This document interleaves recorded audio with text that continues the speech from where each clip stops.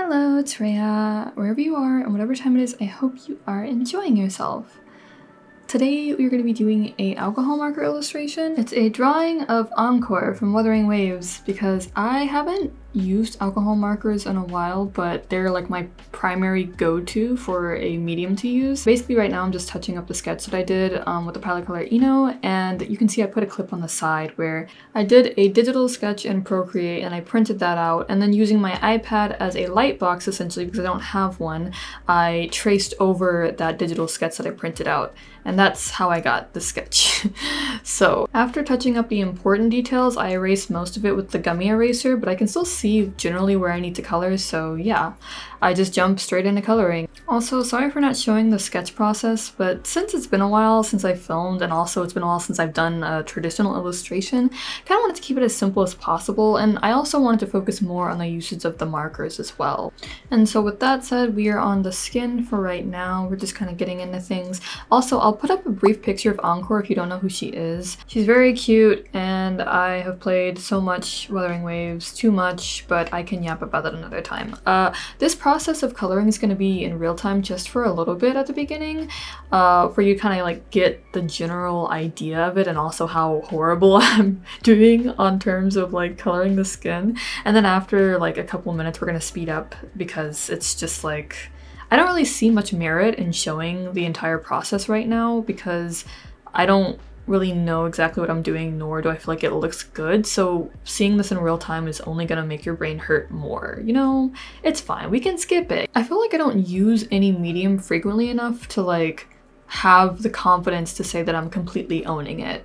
And I also don't do too many illustrations, which you keep hearing me say, but I only say it because it's true. I really want to, and I'm working on it, but y'all, the struggle is real. It's just, that's just how it is. But because of those two things, I kind of just like BS my way through this entire illustration, and like some things I know subconsciously, and then some things I only know partially on what I'm supposed to be doing or how it's supposed to be effective. So my execution is quite poor. I'd say coloring the skin is probably the biggest example of this because in my head it's like I either color everything in one flat layer at once, which can be pretty hard to do, at least for me, because it's like you'd either have to, like you have to be really quick, and I would also have to like keep the pressure consistent the entire time, which the larger of a canvas the harder that gets.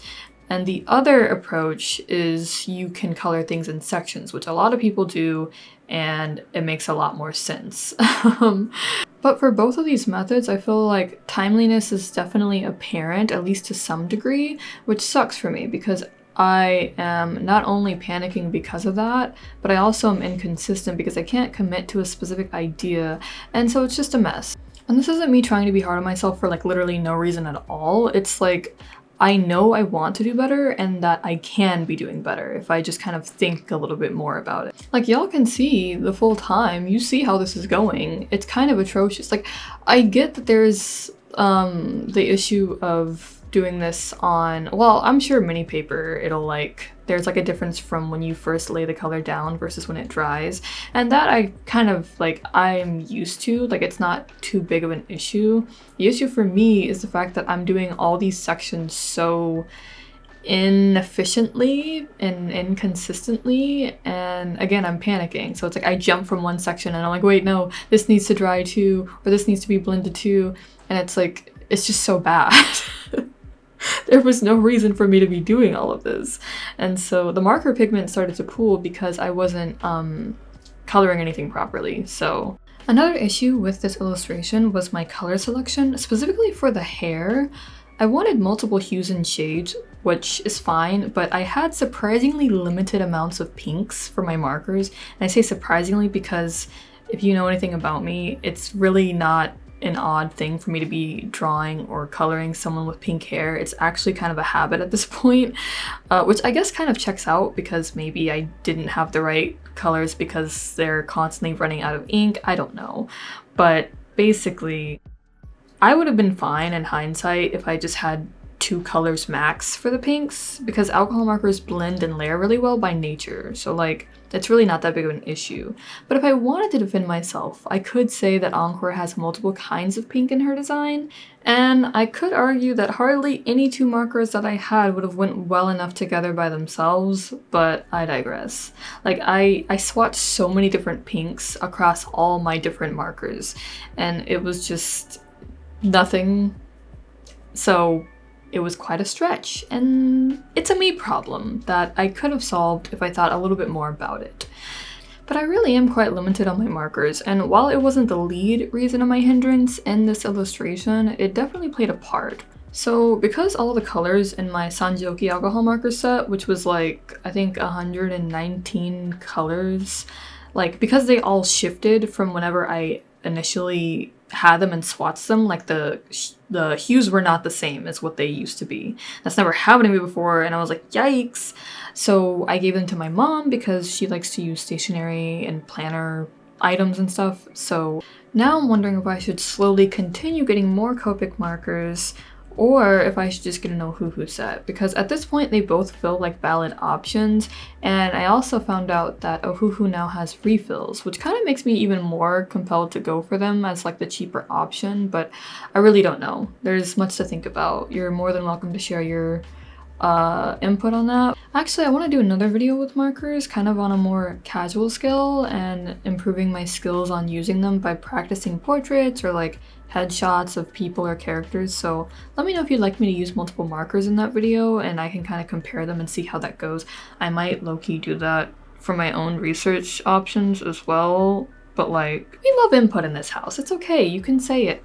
Anyways, I was really going through it whenever I did this illustration, so many little things, even unrelated to the drawing itself, were irritating me.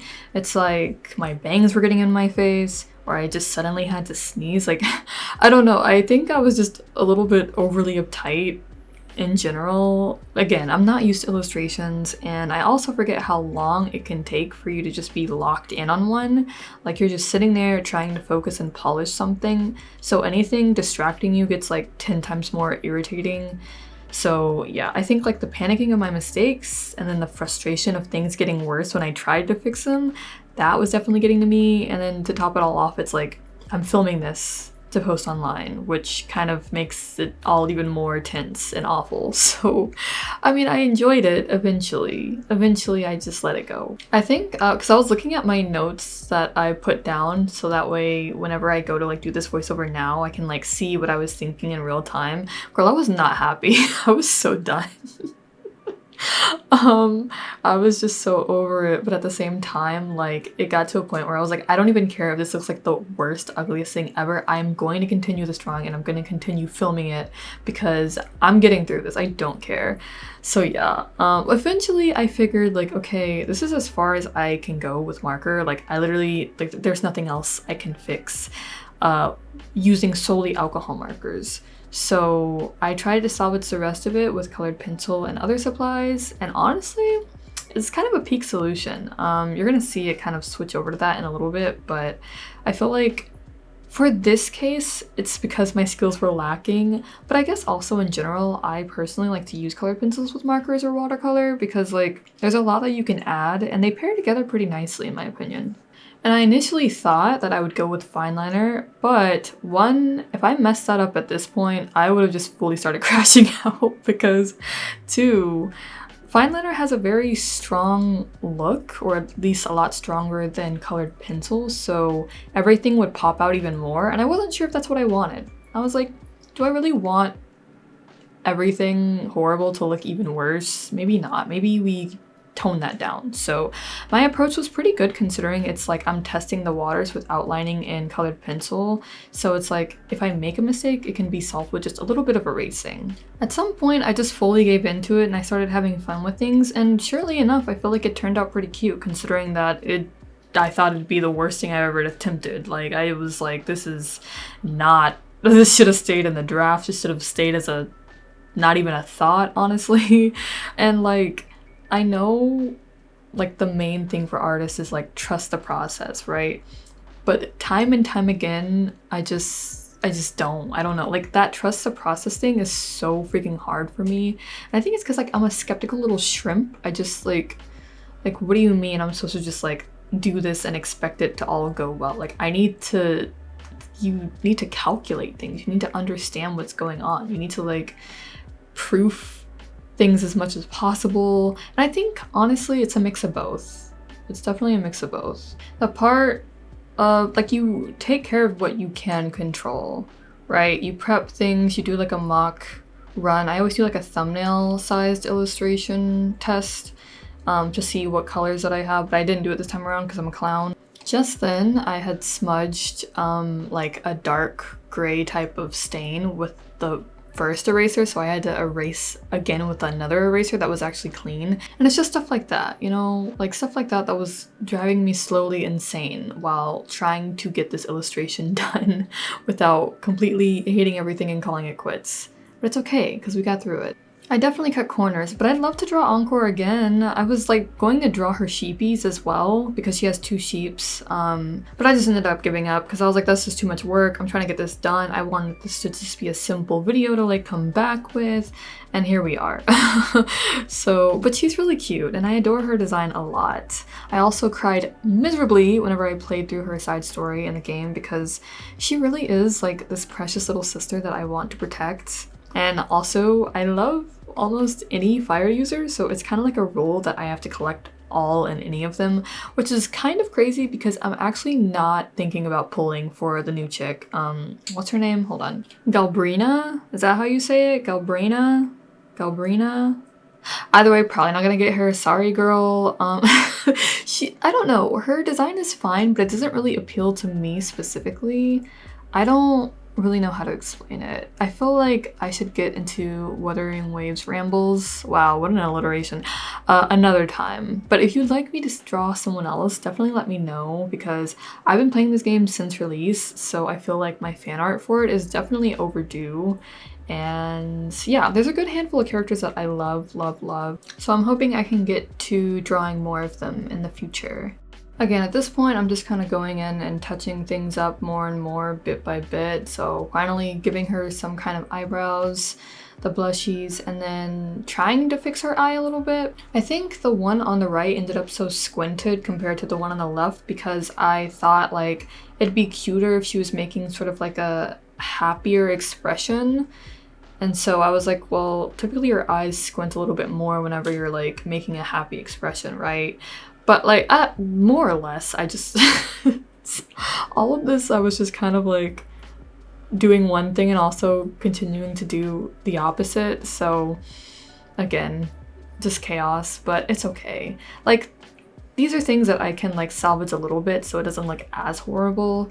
And that was nice. But another thing too is like with these character designs, everybody knows whenever it comes to like gacha games like Genshin or Wuthering Waves, there's just like the details are endless and it gets to a point to where you really have to decide for yourself how much you want to include. And again, for little me who was just trying to like create an illustration since it's been so long and I just wanted to have fun with it, I was not going to add each and every little detail that she has. It's really just about getting the main points across, and I feel like I definitely covered the gist of that. I think if I do another character anytime soon, I'll probably try to do it digitally too, because it's a little bit more friendly for tackling that kind of illustration of a character with like a lot of different details and stuff like that, because you don't have to worry about like, do I have the right color for this or whatever? You can just do it digitally and go crazy. But yeah, I think despite all of my gripes and everything, it really came together. And the background that I end up doing is very simple. Probably, I feel like I should just use acrylic markers for solid color background, because it's like, why use all of that marker just for it to look patchy anyways? Because again, you have to cover everything in a very flat, quick rate, and that's difficult. But I did like the rim lighting that I do at the end, kind of. Well, it's not, is it rim lighting? I don't know, but I add like a light yellow highlight and like a little bit of blue, at least in the hair, I believe. And yeah, that was kind of fun. Again, that's what I love about using colored pencils. You can just kind of add stuff here and there and it just kind of all comes together in a nice way. You can tell I'm running out of stuff to say, so I'll go ahead and do the outro, but thank you guys so much for watching today's video. If you enjoyed your time here today, you can let me know by leaving a like, and if you're interested to see more of my content, you can always check out my other videos and subscribe. For reference, if you're new, I am Rhea, or Etheria, and I like making art and art-related content on my channel. And while I aim to post at least bi-weekly, if you would like more timely updates, just continue to follow me here, unless you want to see me ramble on Instagram stories. But until next time, once again, thank you guys so much for watching, and I wish you a nice rest of your day and/or week. Take care!